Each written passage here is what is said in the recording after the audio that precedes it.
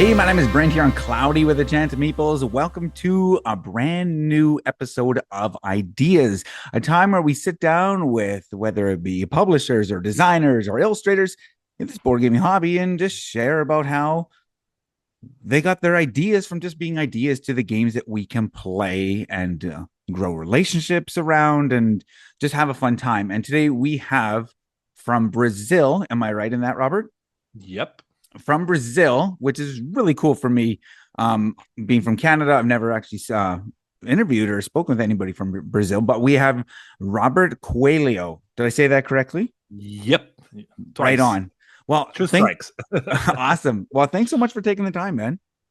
Oh, it's a pleasure to be here, and I love to also talk to other foreigners from people from the country, other cultures, other board game audiences, and that's fantastic. And it's so cool how, you know what, chances are we would have never connected on any other thing in life, but the power of board games, through the power of board games and that interaction and competition and play and stuff, we're doing this right now. And so game gathers people and make the distance between them shorter. Yeah. First time I went to Essen, I went to work. I was working on a booth, explaining games, Brazilian games for everyone who was there, wanting to know the game. So at a time we had some two guys and a girl. They were from South America, but they were not from Brazil. They were from Peru, Chile, and I guess Colombia. I'm not sure about the third one, but they are all Spanish language countries. Brazil speak Portuguese. It's very similar, but it's not exactly the same. And I speak Portuñol. It's a mix of Portuguese and Spanish. And I was trying to explain. Then just joking, I started explaining in Portuñol for them, and they start laughing. And then I started let's go serious. And I started explaining in English. Then they said, no, please do the Portuñol. It's better. So that's what board games give us. Absolutely. And so let's talk about that. I mentioned talk to different designers and publishers, and today I'm speaking to you as a designer of Comic Hunters, which right there, hopefully with my overlay we can still see it, and we're going to talk about that. But first we need to talk about games for you growing up. Like, what did the hobby look like? Again, I don't want to be naive thinking that the board gaming hobby in Brazil is as big as it is in, US or Canada, but like, what did board gaming look like for you growing up? Yeah, right now, sure, it's not as big as in US or any other country in Europe, maybe, but it's quite big. It's been growing in the last years, and that's fantastic. There's a lot much to grow, but it's improved like billions percent. When I was a kid, when I was growing up, there was not much. Well, I'm not so young, but so when I was a kid, there was even Catan. There wasn't even Catan. Was great. I grew up in the 80s. So we had some board games here, like the classic ones.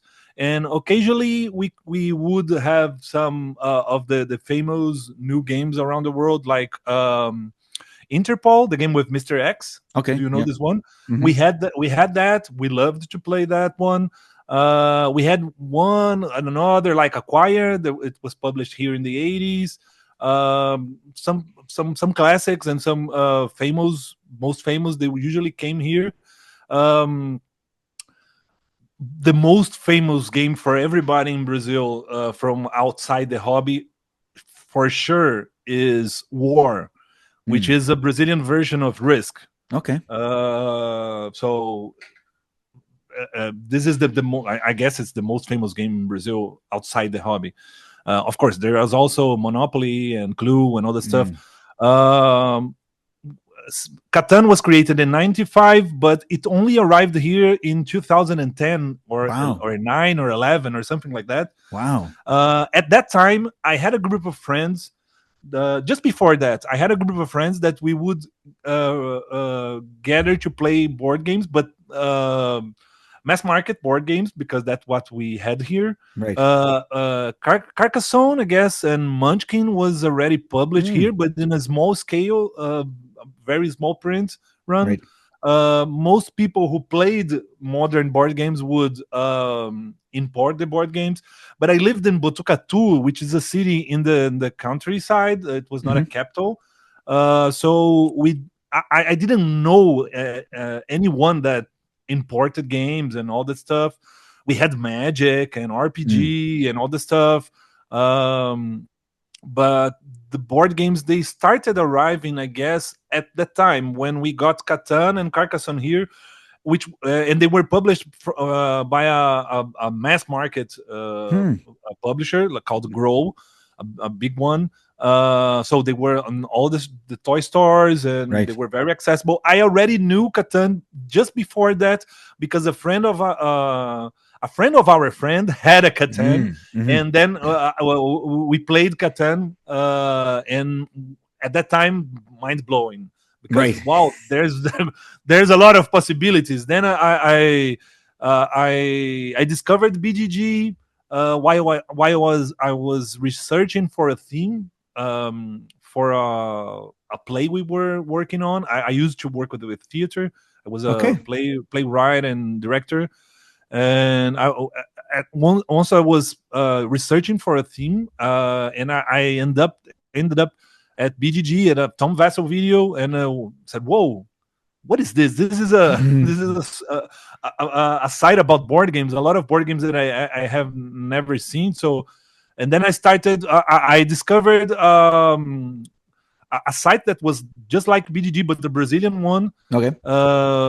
And well, I started approaching the hobby after that, and that's when all the other not all the others, but we started having some publishers localizing games like Hmm.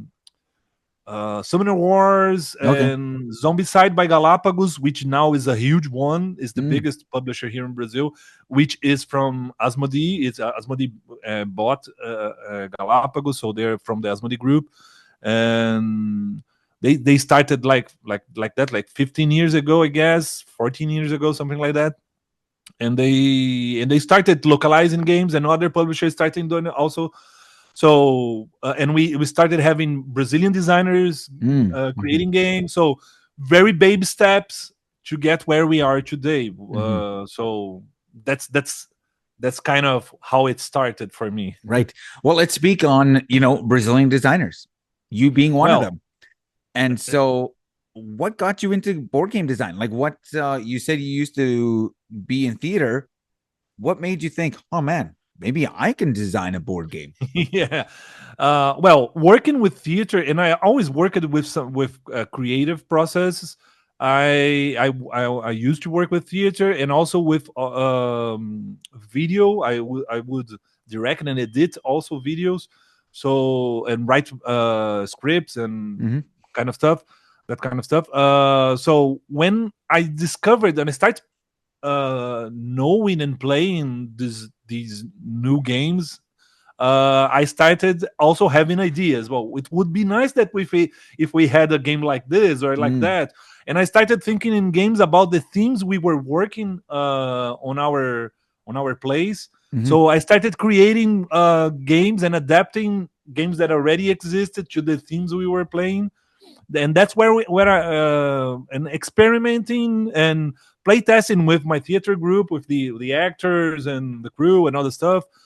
So I had a very regular playtest group with them. So I was always trying and experimenting something with them. Right. Um, that lead me to create a game called Shakespeare, Dreams of a Bard.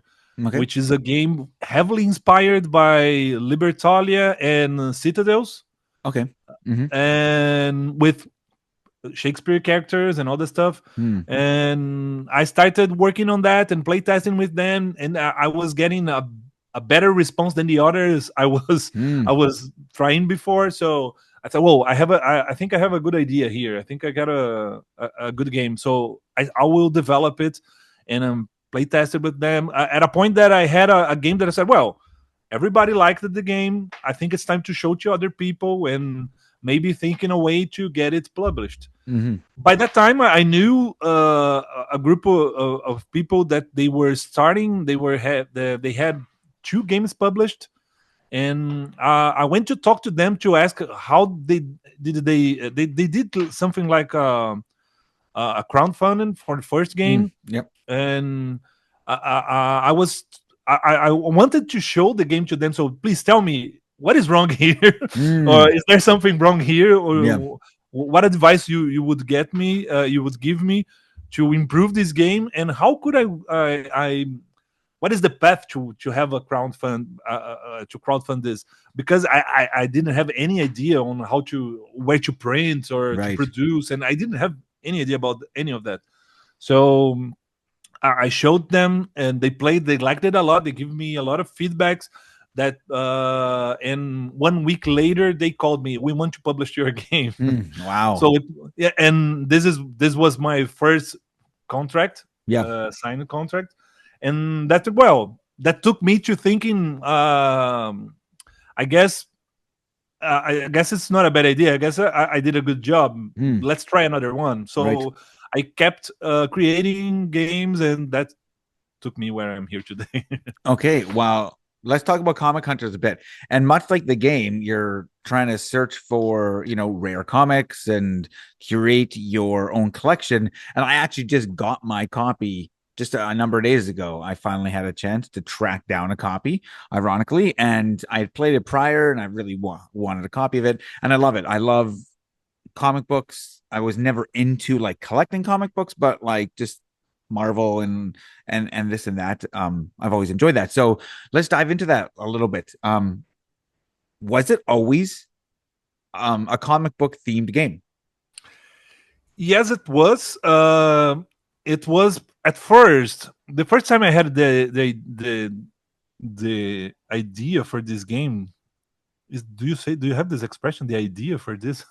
No, I think I translated something in Portuguese to English that doesn't work well. Well, the first time I had a thought about this game was I found a site. I guess it's Comic Oh, Museum or something like that. It's a site where they have many comic books from the Gold Age that are already in public domain, okay. and you have scans of all the Pages. issues. So Mm-hmm. a lot of series and from the 30s, from the 40s, and all the stuff, 50s, I guess so. And I was just taking a look at the comics, reading some comics, and those cool old school comic book covers. And I saw the thumbnail page where with all the covers. I said, well, I guess I could create a game with all these covers because they are public domain. I can use them. Mm-hmm. So I started saving all the comic book covers on my computer, and I started playing with them and thinking about a game where you would collect comics. Each card would be a comic and other stuff. Shortly after that, a game from my friend Sergio Halaban, which is the author of Sheriff of Nottingham. Okay. Yeah. He's also Brazilian. Hmm. Actually, he's not Brazilian, but he lived in Brazil for so long that he's Brazilian. Uh, and uh, it was released a game that he created called Matryoshka, Okay. which is a game where you collect Matryoshka dolls, and the mechanic was quite similar to on what I was thinking for this game, for this comic book game, collecting cards, collecting comics and the numbers and all the stuff. And so, well, he already did that. it's a great game. There's no Mhm. way I could do any better on this way. So I have to take another path with this. Let's put this on the drawer, and when I have another idea to come back to this, Mhm. I'll come back to this. Years later, that's years later, a friend of mine was playing at my house, and Mario, and he was the what he was he's not anymore, I guess. He was one of the co-owners of a publisher Okay. called Bucaneiros Mhm. Jogos, Mhm. and he played Shakespeare, Dreams of a Bard, Okay. and he said, "Oh, this game is gay. This game is great. It would be awesome if you could do a version with superhero like Marvel or something like that." Mhm. I said, "Yeah, it would be nice, but Shakespeare is public domain, Right. and Yes. Marvel is not, so it's kind of difficult." And there was another friend of ours, Luis, that was playing with us. And while we were talking, and we start playing another game, and at the middle of the game, Luis was looking at his cell phone and said, "Look, I found the Brazilian office from Disney where you could talk about the Marvel license." Okay. And Mario said, "Okay, give me that number and that email. I'll reach them, and we're gonna make this game." So Wow. Mario is just kidding. He's not saying this seriously. He's just how do you say when you are bloating? Yes, when you Yeah, you just being facetious, maybe, or just yeah. sarcastic, or like, Well, 2 weeks later, Mario called me. So we have a meeting at Disney, so you wow. gotta prepare a presentation about your game. I say, and it's you have 2 weeks, something like that. So okay. So I created a cell sheet and about that Shakespeare version with Marvel Hmm. that would be a different game. And I said, you know what? Since we are going there, I guess it's a good idea to throw all the cards on the table. So I'll prepare like 5 cell sheets from 5 different games, so Okay. they can say that so they can see that we have ideas and Yes. we are prepared to create games and we would exploit the the the the license and all the stuff. So I thought about other games, and one of the games I thought about was I took back from the drawer was the comic Hmm. collecting game, and so I created all the cell sheets. We had the meeting. It was wonderful. Priscilla, who had us at this meeting from Disney, she loved the ideas, and the idea she loved it the most was the game about collecting comics. Mm. So when it took 1 year for them to wrap up the things to get the contract signed and all that stuff, and during that time I started developing that idea into a game, to a new game. Hmm. So I took all the ideas I had on that first version, and I started improving and developing them. That's where we got Comic Hunters. So I at first was published here in Brazil. They had right. the license only for Brazil. Hmm. At the time when the game was started popping up on posts and on BGG and all that stuff, everybody from outside Brazil, oh, these guys they're creating does Marvel even know they're doing Yeah, that? I remember. I remember. So no, it's a licensed official game. We have the license. Everything is regular and legal. So Hmm. and it was also awesome to see that the game it reached outside Brazil. A lot Hmm. of people started looking for the game and trying to get the game from here. They even were paying a lot of money for the game Yeah. because we had a small print run. It was like there were 2 print runs, each one of like I guess 1,000 or 1,000 and a half copies, I guess. Okay. Hmm. So no more than 3,000 Gotcha. copies. Uh, uh, so and then they didn't renew the license. Okay. So they had other games also, but they didn't renew the license. And then we started talking to publishers outside Brazil, so we could make the game to take the game to a broader audience. Yeah. And we finally got that last year when it was released at Gen Con. Yeah.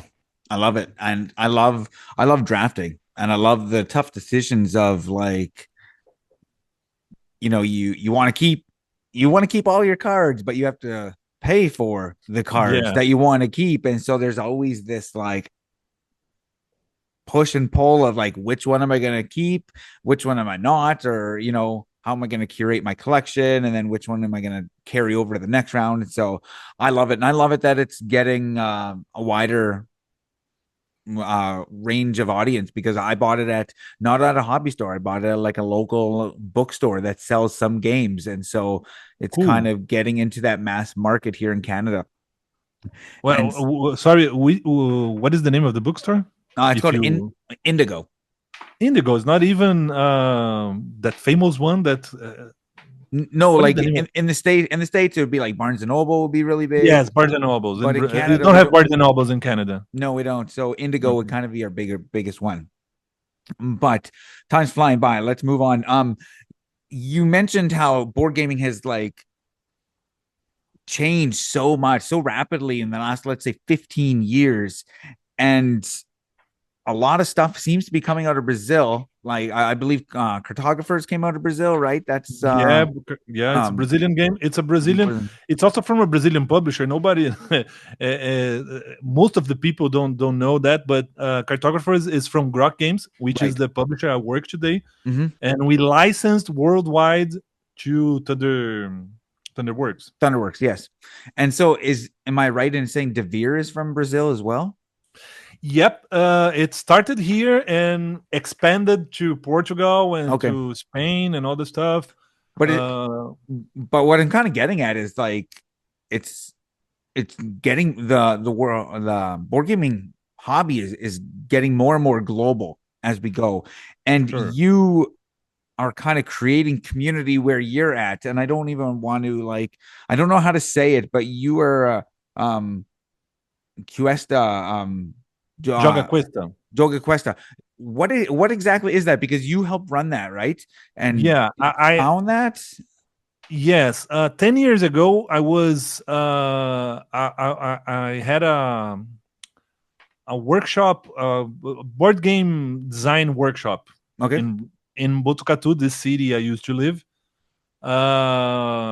where we were working and we were.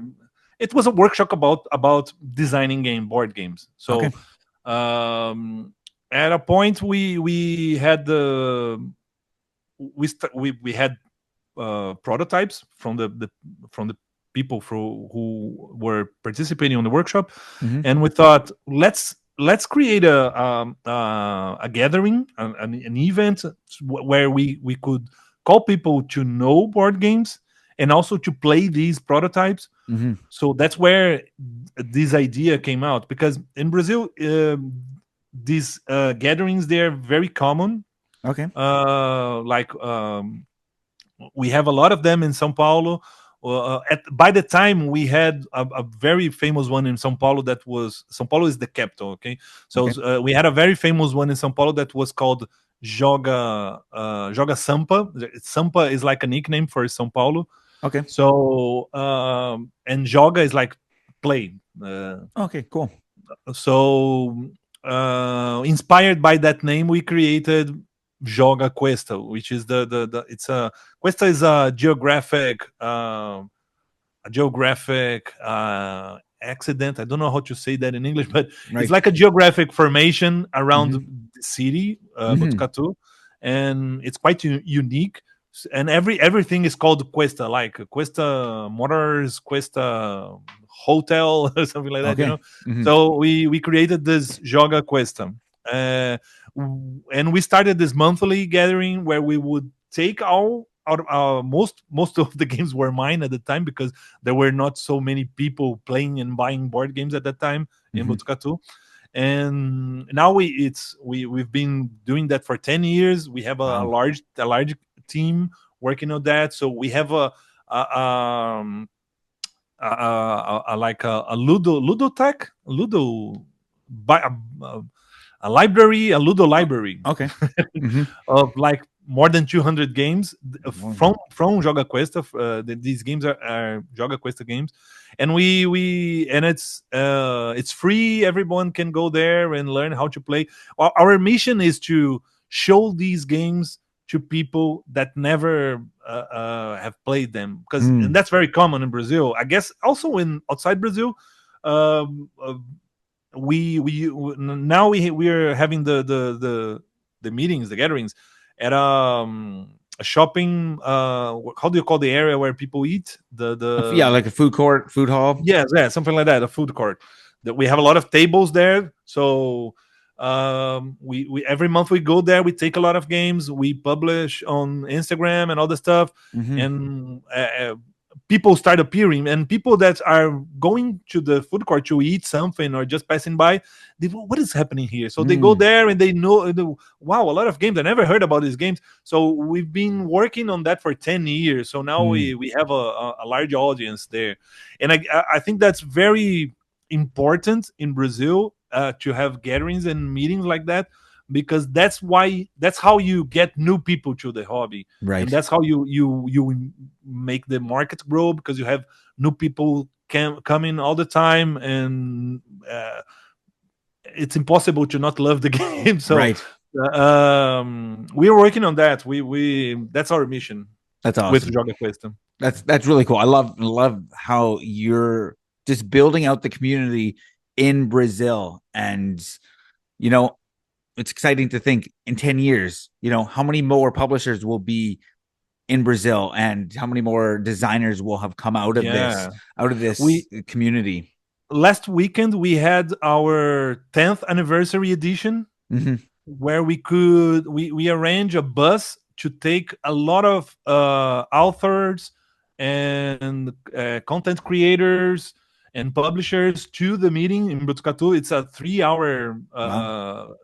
uh, travel, a 3 hour journey from Journey. Sao Yeah. Paulo to Botucatu by bus, and it was awesome because it was very special to have all these people that work with in the market with work. They're working with games and showing their new games and their prototypes and all that stuff. And it was amazing. It was a very special moment for us. Mm. Okay. Well, we only have a couple minutes left. Give me like kind of an elevator pitch. What are you working on these days? Are you whatever? Floor is yours.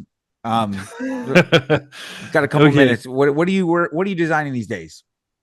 We as I said before, I'm working at Rock Games as a developer. Okay. So I'm not just working on my games. I'm working on other people Right. games also. Hmm. I have worked on this game here, Hi-Fi, Okay. which was published also in America, in United States by Smirk Smirk and and Dagger. Dagger. Yep. This one here, which is The Good, the Bad, and the Goat, Hmm. which was published last year in Brazil, and this year was published in France by Igari. And Cool. also this one, This Is Mine, which was also published in France. Both of them are looking for publishers in the United States. So if you're if you are interested, please call us. And we also have IA. I'm also working on this one and Dobro. So I've been working on a lot of games of my fellows designers here. We have great minds here, and we want to show all these fantastic games to all the world. Since I have been working so much on my friends' games, Yep.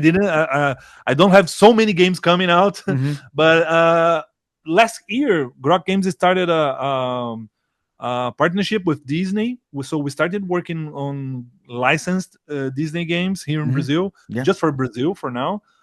So we developed with Rick Tata a Disney version of Coop. Coop. Oh, cool. Do you know the this? It's the bluffing game. Yeah. Yeah. Yeah. Cool. Yeah. So we've been adapting the Coop Guatemala to a Hmm. Disney version with many Disney characters, and it's been awesome working on that. Hmm.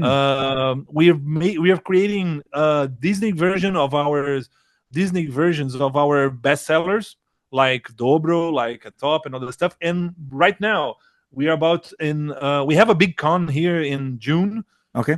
called Diversão Offline (DOF), which means like offline fun. Okay. Cool. Um, Yep. and we are about to release a new Disney collection called Ludoteca Disney, which would mean like a Ludo library, Disney Ludo library.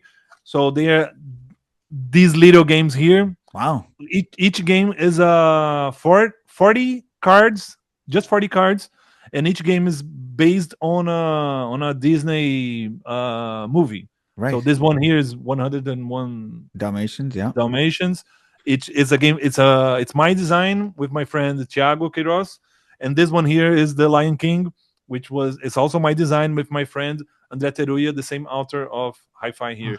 So these two and Snow White, they are releasing next month on Diversão Offline. Mhm. They are like a collection of little books, you see. Nice. Yeah. Yeah. Yeah. Yeah, so we also have the Snow White one, and we already have the next three, which will be Hercules, um, Pooh, Okay. and Moana. Which Moana is also my design with Thiago, the same author with me at 101 Dalmatians.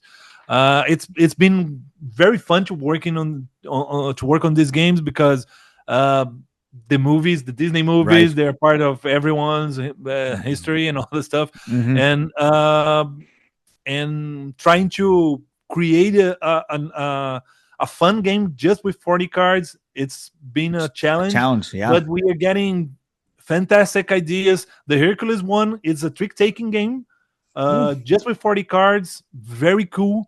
Where you have the each card has the Olympus and the Hades side.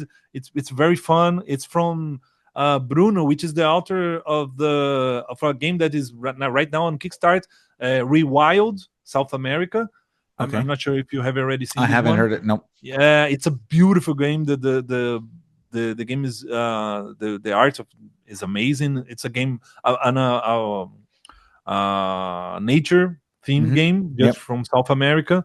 It's amazing. So Bruno is also the author of the Hercules game, and well, we're working on that. I've been loving working on all these games. We also have it will not be on ready for the con, but probably on the second semester we will release a card game, a Stitch card game, Cool. which we are getting fantastic, fabulous feedbacks from the play tests and the everywhere we take the game, everyone loves it. It's a push your luck game.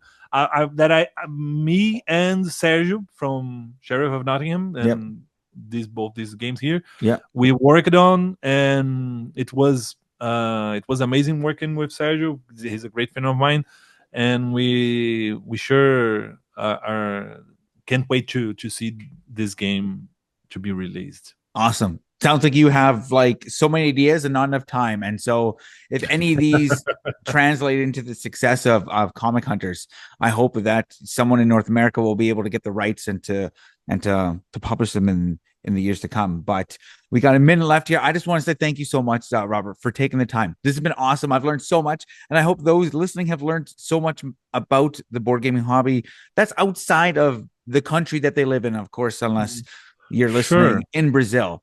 And so I firmly believe that community is built on conversation, just like games are built on ideas. And that's why I do ideas here. So I just want to say thanks so much for taking the time.